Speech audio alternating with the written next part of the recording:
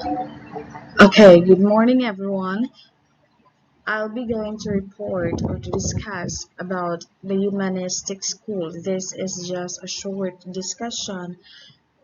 I'll be talking about first, the objective for today is to know the definition of Humanistic School. Second is to enumerate the key features of Humanistic School. And third is to determine the challenges under Humanistic School. So we have here the humanistic school, what it is. So the humanistic perspective rose to prominence in the mid 20th century in response to psychoanalytic theory and behaviorism as well. This perspective focuses on how healthy people develop and emphasizes an individual inherent drive towards self-actualization and creativity. So as we go along with this topic, you will get to know as to what are the features of humanistic school as well as the challenges in humanistic school. Now we have here the features of humanistic school. First is the students' learning should be self-directed. So students should be able to choose what they want to learn. Humanistic teachers believe that students will be motivated to learn a subject if it's something they need to know and they wanted to know. So students' learning must be a self-directed that they should know what they wanted to know. That is number one. For the second features of humanistic, we have here schools should produce students who want to know or how to learn.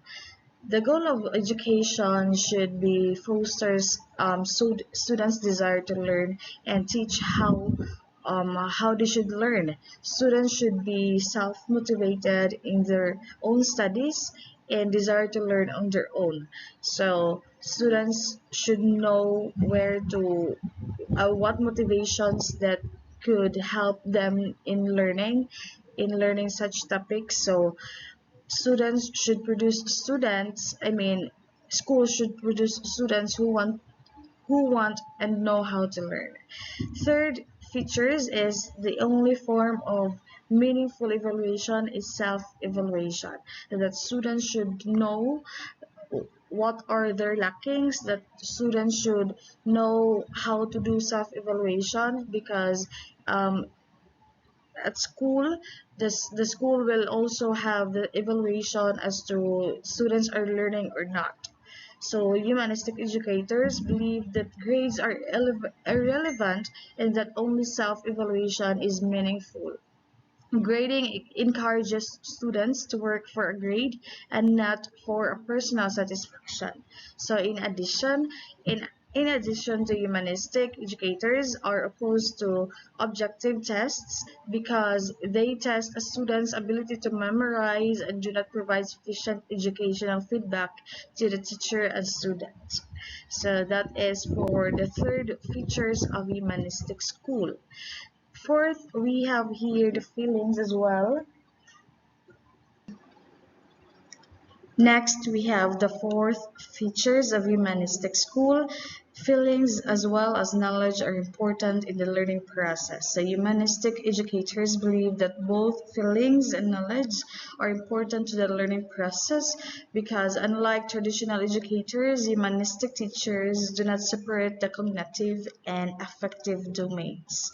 So next, the last features of humanistic school, we have students learn best in non-threatening environment.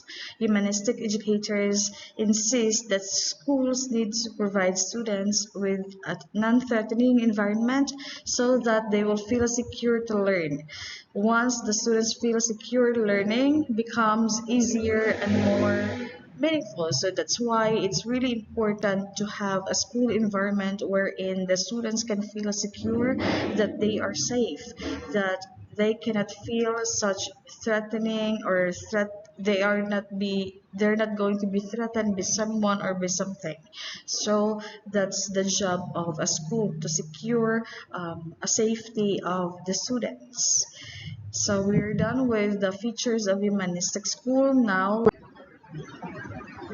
Next, we have the challenges of humanistic schools. We have here three challenges. First, we have the corporation of education, viewing students as consumers, the packaging and unification of curriculum, decreasing faculty governance, bullying of faculty and staff, as well as the students, a lack of transparency, utilizing diversity as a marketing strategy without demonstration of a commitment of diversity. Humanistic. Second is humanistic institutions and other institutions housing. Humanistic programs are not exempt.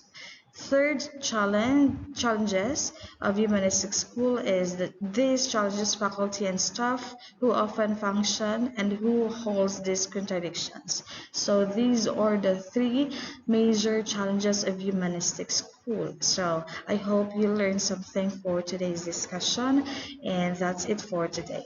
Thank you and goodbye.